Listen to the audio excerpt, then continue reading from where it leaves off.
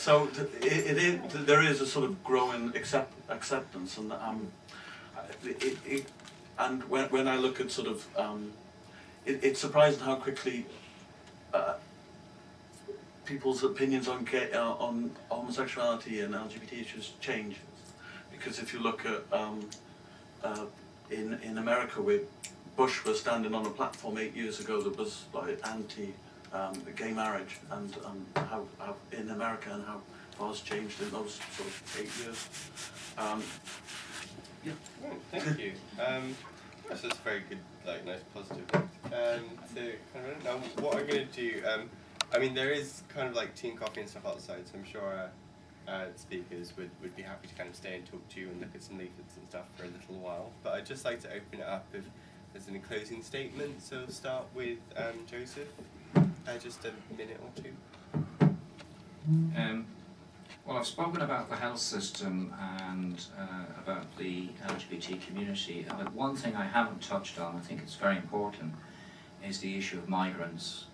I did go to a press conference there, which is run by the UN Human Rights Commission, and for the first time they've put hate crimes, they've put LGBT hate crimes in with migrant hate crimes, and there was one reported, for the whole of 2012, one reported LGBT hate crime. But, you know, that goes back to what I said earlier about the reporting, whereas there were numerous hate crimes against migrants. And I think it's very important in the context of Greece to remember that 90% of migrants coming into the EU now are coming by Greece.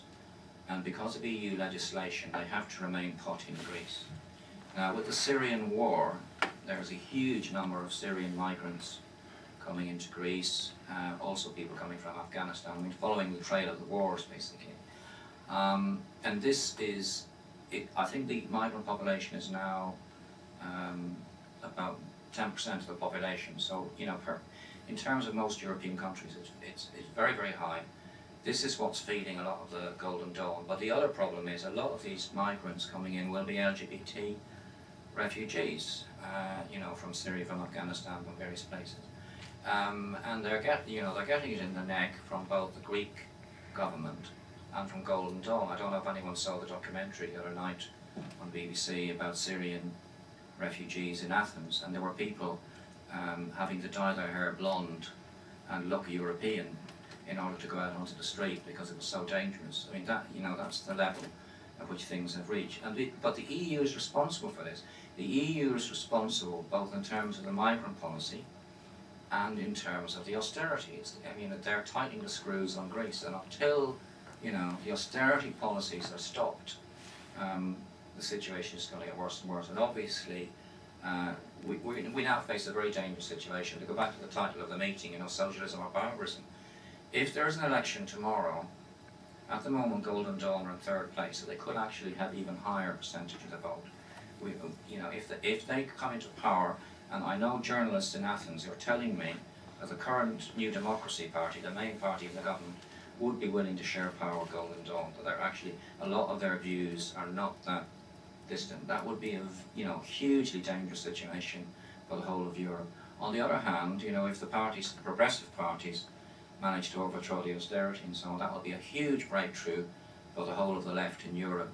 So I think, you know, in many ways I think Greece is the fulcrum. It's the warning of what can happen to all of us if these austerity policies continue, but it's also the possibility of breaking the shackles. And I think the LGBT community, you know, hopefully will play a role in all of that. And now to Gavin. Well, I'd like to make a sort of wider point about Latin America more widely, and the ideological and political alternative that's happening in wider throughout Latin America, and the social gains that are going on ahead with that. So you see in Uruguay, as recently in April passed legislation that brought in civil unions for LGBT people. Brazil, Colombia, Ecuador already have legislation in place.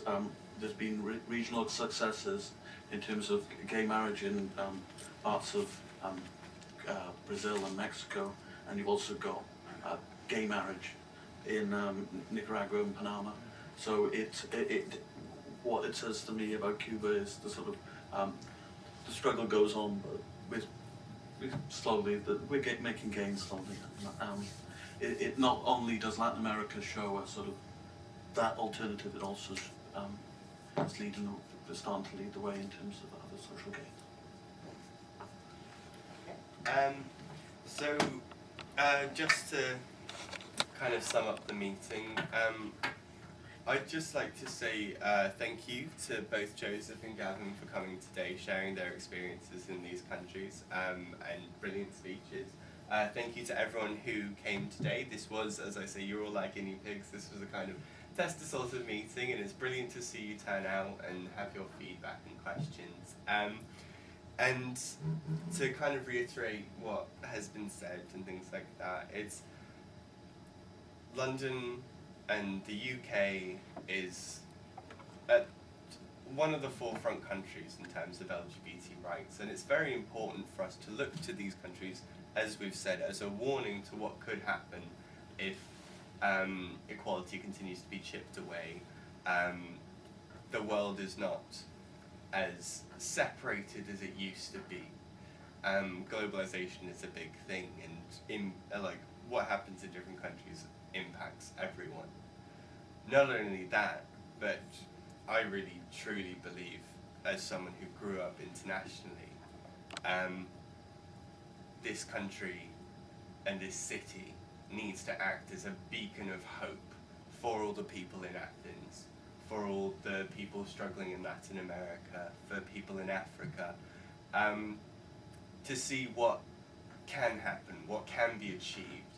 Look at our civil rights history and see what change can be made and how, through trades unions, through labour, through the workforce, through grassroots organisations, and really get a positive message from us. So I think having ties like this, sending delegations, is so important, so we can not only share their pain, hear about other countries, look to them as a warning, but also to share our knowledge and what we've been through with them to help them in their fight as well, and make LGBT rights better for the whole world, because we are all people.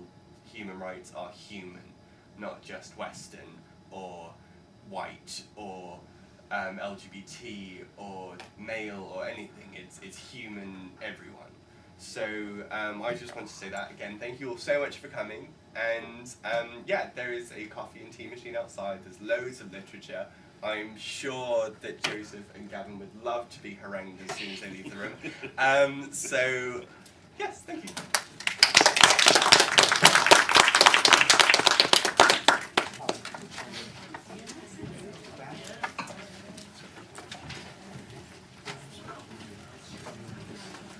On a bit. Sorry. Better than tea and coffee. All right. Beer inside. Yeah. Well, I'm on antibiotics, so it's going to be orange juice for me. But